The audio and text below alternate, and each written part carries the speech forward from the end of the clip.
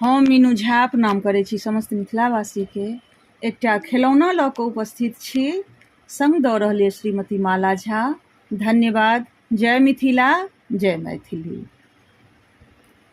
मांगो हे बहिनो कोने फल मांगब, मांगो हे बहिनो कोने फल मांगब, मांगो हे बहिनो।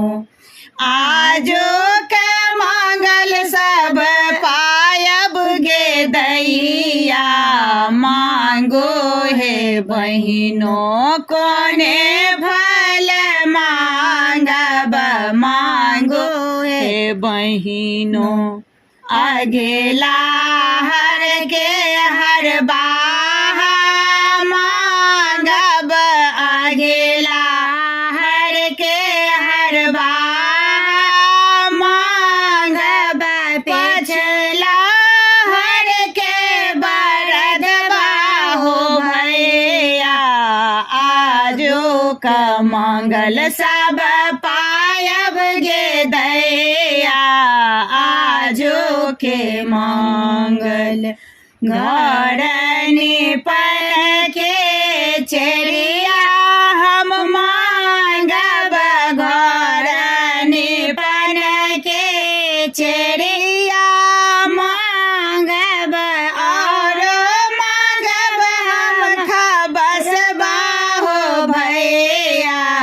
आजो का मंगल सब पायब गे दैया, आजो के मंगल सब पायब गे दैया। मांगो हे बहिनो पिया दूध पीबै के गैया, मांगब दूध पीबै के गैया मांगब, और जे मांगब कटोरबा हो भैया।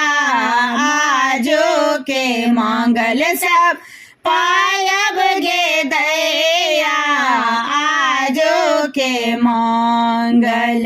पिया चरण के घोरा मांगब, पिया चरण के घोरा मांगब, और जो मांगब महिषबा हो भैया। आजो के मंगल सब पायब गे दैया, आजो के मंगल।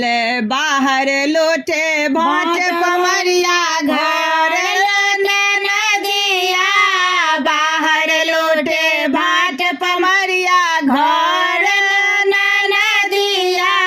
ए हम जाने तो ननदे ते, ए हम जाने तो ननदे ते।